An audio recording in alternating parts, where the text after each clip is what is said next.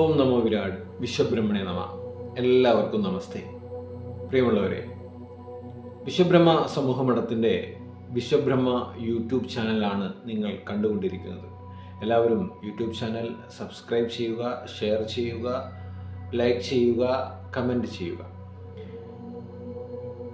വിശ്വബ്രഹ്മ സമൂഹമഠത്തിൻ്റെ ഈ ഒരു YouTube channel കൊണ്ട് ലക്ഷ്യമാക്കുന്നത് വാസ്തുശാസ്ത്ര സനാതനധർമ്മത്തിൻ്റെ ശരിയായ ഉപയുക്തതയും ശരിയായ നടത്തിപ്പും ശരിയായ വിന്യാസവും ശരിയായ അധിഷ്ഠാനവുമാണ്.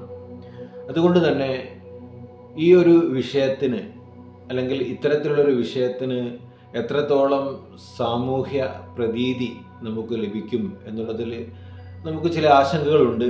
എന്നിരുന്നാലും വിശ്വകർമ്മചര്യരുള്ള ഒരു കുറഞ്ഞ ശതമാനം ആളുകളെങ്കിലും ഈ ഒരു കാര്യം ശ്രദ്ധിക്കുന്നുണ്ട് എന്നതിൽ വളരെയധികം അഭിമാനവും തോന്നുന്നു. പ്രിയമുള്ളവരെ, വിശ്വബ്രഹ്മ സമൂഹമഠം അതിൻ്റെ പ്രവർത്തനം തുടങ്ങിയിട്ട് ഏതാണ്ട് 4ാമത്തെ വർഷമാണ്. ഈ സമയത്ത് 12ഓളം ശിബിരങ്ങൾ പല പല സ്ഥലങ്ങളിൽ നടത്തുകയുണ്ടായി. അതിൻ്റെ ഭാഗമായിട്ട് ഏതാണ്ട് വിശ്വബ്രഹ്മ സമൂഹമഠത്തിൻ്റെ കൂടെ സഞ്ചരിക്കുന്ന ആചാര്യന്മാരുടെ എണ്ണം 60 മുതൽ 70 വരെയാണ്. കൂടാതെ ഒരു ശിബിരത്തിലെങ്കിലും പങ്കെടുത്ത ആചാര്യന്മാരുടെ എണ്ണം ഏതാണ്ട് 200-ൽ പരവുമാണ്.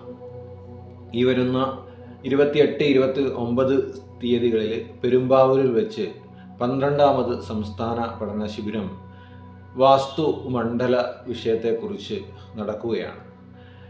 എല്ലാ വിശ്വകർമ്മജർക്കും ഒരിക്കൽ കൂടി ആ ശിബിരത്തിലേക്ക് സഹർഷം സ്വാഗതം. ഇനി ഇന്നത്തെ വിഷയം നമ്മൾ കഴിഞ്ഞ ദിവസം സംസാരിച്ച സൂത്രങ്ങളിൽ ഏറ്റവും അവസാനത്തതുമായിട്ടുള്ള മരണസൂത്രമാണ്. മരണസൂത്രവും ജീവസൂത്രത്തെ പോലെ ഒരു തിരശ്ചീന സൂത്രമല്ല, മറിച്ച് അതൊരു ലംബ സൂത്രമാണ്. ലംബസൂത്രം ബ്രഹ്മത്തെ ബാധിക്കാതെ നോക്കുക എന്നുള്ളതാണ് മരണസൂത്രത്തിൻ്റെ ഏറ്റവും പ്രധാനപ്പെട്ട ഘടകം എന്ന് നാം മനസ്സിലാക്കണം.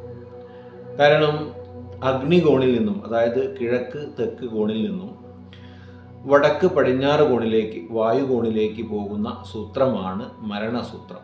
എന്തുകൊണ്ടാണ് ഇതിനെ മരണസൂത്രം എന്ന് വിളിക്കുന്നത്? അതായത് മുഴുവനും നെഗറ്റീവായിട്ടുള്ള ഒരു എനർജിയുടെ പ്രയാണമാണ് മരണസൂത്രം എന്നതുകൊണ്ട് ഉദ്ദേശിക്കുന്നത്. സൂര്യൻ്റെ ചലനദിശ എന്ന വീഡിയോയിൽ നിങ്ങൾക്ക് മനസ്സിലായിട്ടുണ്ടാകും സൂര്യൻ ഏതൊക്കെ സമയത്ത് ഏതെല്ലാം സ്ഥലങ്ങളിലാണ് കൂടുതൽ സമയം ചെലവഴിക്കപ്പെടുന്നത് എന്നുള്ളത്. അങ്ങനെ ചെലവഴിക്കപ്പെടുന്ന സമയങ്ങളിൽ ഏറ്റവും കൂടുതൽ ഭാഗം, അതായത് ഏറ്റവും ജ്വലിച്ചു നിൽക്കുന്ന സ്ഥലമാണ് നമ്മുടെ അഗ്നികോൺ എന്ന് പറയുന്നത്. അഗ്നികോണിൽ സംഭരിച്ചു വെച്ചിരിക്കുന്ന ഊർജം, അല്ലെങ്കിൽ അഗ്നികോണിൽ പ്രകൃതിയിൽ ഉണ്ടായിരിക്കുന്ന ആ വലിയ ഒരു എനർജിയെ, അല്ലെങ്കിൽ അതൊരു നെഗറ്റീവ് എനർജിയാണ്. ആ നെഗറ്റീവ് എനർജിയെ നമ്മുടെ ഗൃഹത്തിലേക്കോ നമ്മുടെ ബ്രഹ്മത്തിനെയോ ബാധിക്കാതെ കണ്ട് അതിനെ തടയുക എന്നുള്ളതാണ്, അല്ലെങ്കിൽ അതിനെ തടഞ്ഞുകൊണ്ട് ഗൃഹത്തെ സംരക്ഷിക്കുക എന്നുള്ളതാണ് മൃത്യുസൂത്രത്തിൻ്റെ അല്ലെങ്കിൽ മരണസൂത്രത്തിൻ്റെ കാര്യം എന്ന് നമ്മൾ മനസ്സിലാക്കുക. ഇനി മൃത്യുസൂത്രവുമായി ബന്ധപ്പെട്ട് നമുക്ക് മനസ്സിലാവുന്ന മറ്റൊരു കാര്യം, അഗ്നിയിൽ നിന്നും ഈ ഒരു സൂത്രം ബ്രഹ്മനിൽ ഏതെങ്കിലും കാരണവശാൽ അത് സമ്മേളിക്കുകയാണ് എങ്കിൽ ആ സ്ഥലത്ത് വളരെ വൈകാരികപരമായിട്ടുള്ള അസുഖങ്ങൾ ഉണ്ടാകാനുള്ള സാധ്യതകളുണ്ട്. അതായത് ചില മാനസിക നില തെറ്റുന്നത് പോലെയുള്ള അവസ്ഥകളുണ്ടാവും.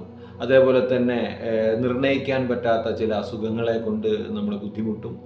ഇത്തരത്തിലുള്ള കാര്യങ്ങളൊക്കെ അവിടെ ഉണ്ടാവാനുള്ള കാര്യം കൂടുതലാണ് എന്നാണ് നമുക്ക് മനസ്സിലാവുന്നത്. നമ്മുടെ അനുഭവത്തിൻ്റെ വെളിച്ചത്തിൽ എത്രയോ സ്ഥലങ്ങളിൽ നമ്മൾ ഇത്തരത്തിലുള്ള കാര്യങ്ങൾ കണ്ടതുമാണ്. ഇനി എന്തെല്ലാമാണ് ഈ 4 സൂത്രങ്ങളും, അതായത് ബ്രഹ്മസൂത്രവും യമസൂത്രവും ജീവസൂത്രവും അതേപോലെ തന്നെ മരണസൂത്രവും എങ്ങനെയാണ് നമ്മൾ ഒരു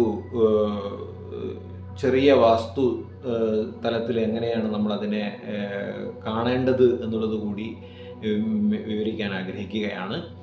അതായത് ഈ 4 സൂത്രങ്ങളും നമ്മുടെ സ്ഥലത്തുള്ള 4 സൂത്രങ്ങളും, അതായത് സ്ഥലത്തുള്ള 4 മർമ്മങ്ങളും ബ്രഹ്മമർമ്മവും മറ്റ് 4 മർമ്മവും, അതേപോലെ തന്നെ സ്ഥലവാസ്തുവിൻ്റെ ഈ 4 സൂത്രങ്ങളും ഗൃഹവാസ്തുവിൻ്റെ 4 സൂത്രങ്ങളും തമ്മിൽ കൂട്ടിമുട്ടുവാൻ പാടില്ല. അതായത് ജീവസൂത്രവും തമ്മിൽ എവിടെയെങ്കിലും ബന്ധിക്കപ്പെടാൻ ഇടവരരുത്. അതുപോലെ തന്നെ മൃത്യുസൂത്രവും തമ്മിൽ എവിടെയും ബന്ധിക്കാൻ ഇടവരരുത്. അതായത് ഈ 4 സൂത്രങ്ങളും തമ്മിൽ വേദിക്കരുത് എന്നുള്ളതാണ്. അതായത് നമ്മൾ ഒരു നാളികേരം മുറിച്ചു കഴിഞ്ഞാൽ അതിനെ ചേർത്ത് വെക്കുക എന്ന് വിചാരിക്കുക. അങ്ങനെ ചേർത്ത് വെച്ച് കഴിഞ്ഞാൽ ആ ചേർത്ത് വെച്ച മുറി കറക്റ്റായിട്ട് യോജിക്കും, അല്ലേ? അങ്ങനെ യോജിക്കണമെങ്കിൽ അത് പൊട്ടിയ സ്ഥലത്ത് തന്നെ കറക്റ്റായിട്ട് വരണം. അങ്ങനെ വന്നാൽ അത് യോജിക്കും. അത് കൃത്യമായിട്ട് അതിനെ ഒരു മുറിപ്പാടില്ലാതെ നമുക്കത് യോജിപ്പിക്കുവാൻ സാധിക്കും. എന്നാൽ സ്ഥലവാസ്തുവും ഗൃഹവാസ്തുവും എന്നുള്ളത് 2 തലമാണ്. അതായത് ഒന്ന് സ്വയംഭൂവാണ്, മറ്റൊന്ന് നിർമ്മിതിയാണ്. അപ്പോൾ ഇവ രണ്ടും ഒരേ രീതിയിലായി കഴിഞ്ഞാൽ രണ്ടിൻ്റെയും പ്രബല ശക്തികൾ ഒന്നിക്കുകയും ആ പ്രബല ശക്തികൾ കൊണ്ട് വളരെയധികം ദൂഷ്യമായ വശങ്ങൾ നമ്മുടെ ഗൃഹത്തിൽ സംഭവിക്കാനും സാധ്യതയുണ്ട്. എന്താണ് പ്രബല ശക്തികൾ ഒരുമിച്ചാലുണ്ടാകുന്ന ഗുണം? മൃത്യുസൂത്രവും തമ്മിൽ ഒരുമിച്ചാലുണ്ടാകുന്ന ഹൈ നെഗറ്റിവിറ്റി ഉണ്ടാകുന്നു. അതേപോലെ തന്നെ ബ്രഹ്മസൂത്രവും തമ്മിൽ ഒരുമിച്ചാൽ ഹൈ പോസിറ്റിവിറ്റി ഉണ്ടാകുന്നു. ഹൈ പോസിറ്റിവിറ്റി ഉണ്ടായി കഴിഞ്ഞാലും വലിയ വിഷമമല്ലേ? അപ്പം ഇത് സന്തുലിതമാകുന്നൊരവസ്ഥ ഈ 2 സൂത്രവിന്യാസങ്ങളിലും കൂടി നമ്മളെ ഗൃഹത്തിലുണ്ടായാൽ മാത്രമേ ആ നിർമ്മിതി പ്രകൃതിയുടെ ഊർജത്തിന് അനുകൂലമാകുന്നുള്ളൂ എന്നുള്ളതാണ്. അതുകൊണ്ട് സ്ഥലവാസ്തുവും ഗൃഹവാസ്തുവും കൃത്യമായി ഗൃഹപാഠം ചെയ്തുകൊണ്ട് വേണം നമ്മളൊരു പ്ലാൻ, അല്ലെങ്കിൽ അതിൻ്റെ ആ സ്ഥലത്ത് ഒരു ഗൃഹത്തിന് സ്ഥാനം കാണാനും അതിൻ്റെ പ്ലാൻ നിർണ്ണയിക്കപ്പെടാനും വേണ്ടി ചെയ്യേണ്ടത് എന്നുള്ളതാണ് വിശ്വബ്രഹ്മ സമൂഹമഠത്തിൻ്റെ കർമാചാര്യൻ എന്നുള്ള നിലയ്ക്ക് എനിക്ക് പറയാനുള്ളത്. വാസ്തുശാസ്ത്ര സനാതന ധർമ്മത്തിൽ ഊർജ വാസ്തുവാണ്, അല്ലെങ്കിൽ ഊർജ കാരണങ്ങൾ കൊണ്ട് നയിക്കപ്പെടുന്ന ഒരു ജീവിത രീതിയെക്കുറിച്ചാണ് പറയുന്നത്. നമ്മുടെ ശരീരത്തിലുണ്ടാകുന്ന ഓരോ രോഗങ്ങളും നമ്മുടെ പ്രകൃതിയിൽ നിന്നുള്ള ഊർജവും നമ്മുടെ ശരീരത്തിലെ ഊർജവും തമ്മിലുള്ള വിൽക്രമം കൊണ്ട്, അല്ലെങ്കിൽ അതിന് ഒരുമിച്ച് പോകാത്തത് കൊണ്ട് സംഭവിക്കുന്നതാണ് എന്ന് നമുക്ക് അറിയാവുന്നതല്ലേ, ആണ്. അതുകൊണ്ട് നമ്മുടെ ഊർജ പ്രവാഹങ്ങൾക്കനുസരിച്ച് ജീവിക്കാനുള്ളൊരു കാര്യം നമ്മളെല്ലാവരും നമ്മുടെ ജീവിതത്തിൽ പകർത്തേണ്ടതാണ്. അങ്ങനെ പകർത്തി കഴിഞ്ഞാൽ തന്നെ നമ്മൾ കൃത്യമായ ഒരു സനാതന ധർമ്മസ്ഥനായി എന്ന് കരുതാം. നന്ദി, നമസ്കാരം. അടുത്ത ഒരു വീഡിയോയുമായി അടുത്ത ദിവസം നിങ്ങളിലേക്ക് എത്തുന്നതായിരിക്കും. നന്ദി, നമസ്കാരം.